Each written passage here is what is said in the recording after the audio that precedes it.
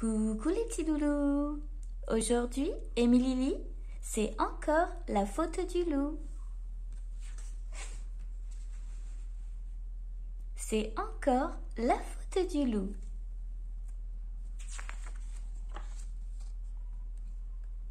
Dans la basse-cour de la ferme, un coq et une poule, comme tous les coqs et toutes les poules du monde, adoraient picorer. Ils picoraient les grains de blé, les haricots, les pois chiches. Mais ce qu'ils aimaient par-dessus tout, c'étaient les noisettes. Malheureusement, il n'y avait pas de noisetier dans la cour de la ferme.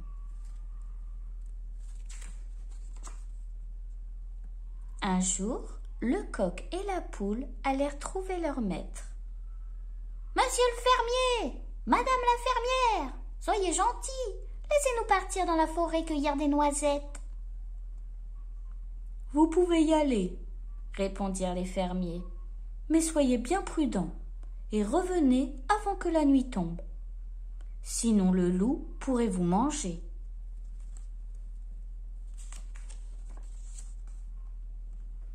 Le coq et la poule allèrent dans la forêt et y trouvèrent un noisetier aux branches couvertes de fruits. Le coq prit son élan et se percha sur une des branches de l'arbre. Sans perdre de temps, il se mit à picorer les noisettes. La poule, restée en bas, protesta. « J'existe, hein! Tu pourrais penser à moi, glouton! » « Voyons, je pense sans cesse à toi.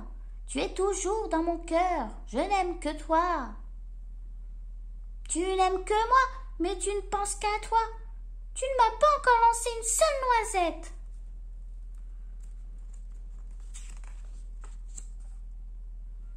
Le coq lança à la poule une noisette, mais pas assez fort, et elle resta accrochée aux basses branches du noisetier.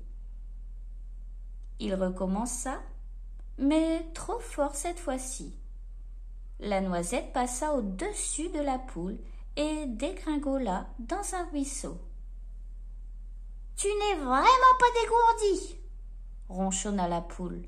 « Essaie de mieux viser. »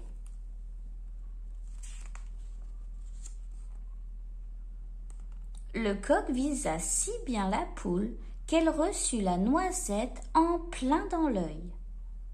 La pauvre s'assit sur le chemin et se mit à pleurer. Le fermier, qui était venu voir ce que faisaient ses volailles, découvrit la poule en larmes. « Pourquoi pleures-tu donc, poulette ?»« Le coq m'a envoyé une noisette dans l'œil. »« Coq, pourquoi lui as-tu envoyé une noisette dans l'œil ?»« Parce que le noisetier a bougé au moment où je lançais ma noisette. »«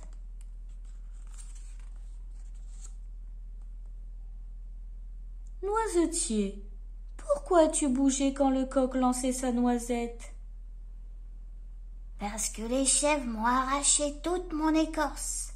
Maintenant, j'ai froid et je tremble. »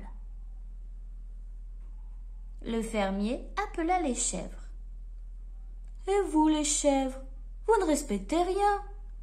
Pourquoi avez-vous arraché l'écorce du noisetier ?»« Parce que nous n'avons rien d'autre à manger. Le berger ne nous emmène pas au pré brouter l'herbe tendre. »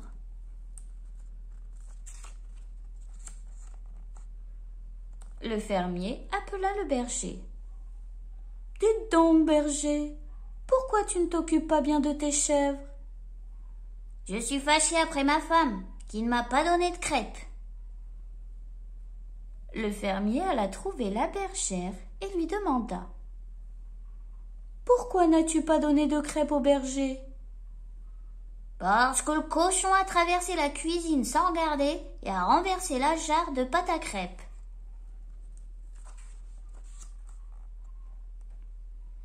Le fermier se tourna alors vers le cochon. « Tu ne pouvais pas faire attention. Comment as-tu fait pour renverser la jarre de pâte à crêpes ?»« J'ai trop de chagrin. Je ne fais que penser à mon bébé cochon que le loup a emporté pour en faire son dîner. » Le fermier alla trouver le loup. « Loup, loup, pourquoi as-tu emporté le porcelet ?»« Parce que j'avais faim. » Et le loup ouvrit toute grande sa gueule en roulant de gros yeux.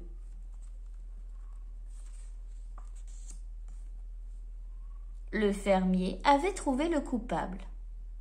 Si le loup n'avait pas mangé le porcelet, le cochon n'aurait pas renversé la pâte à crêpes. Le berger aurait eu des crêpes. Il n'en aurait pas voulu à la bergère et aurait emmené ses chèvres au pré. Les chèvres n'auraient pas mangé l'écorce du noisetier. Le noisetier n'aurait pas tremblé. Le coq aurait visé juste. Et la poule n'aurait pas été blessée à l'œil.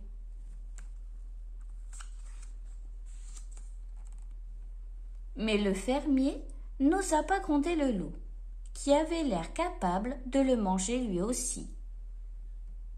Il retourna vers le noisetier, prit la poule dans ses bras et la ramena à la ferme pour que sa femme la soigne.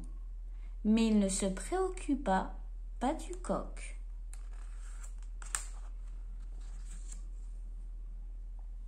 Dès qu'elle vit la pauvre poule, la fermière gronda le fermier. « Tu as mis bien longtemps à revenir à la maison. Tu vois, notre meilleure poule a l'œil tout enflé. Si j'avais pu la soigner tout de suite, ce ne serait pas arrivé.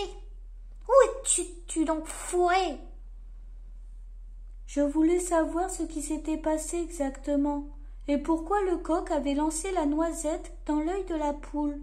« Et sais-tu seulement ce que le coq est en train de faire en ce moment ?»« Ben non, je n'ai pas regardé, » répondit le fermier penaud.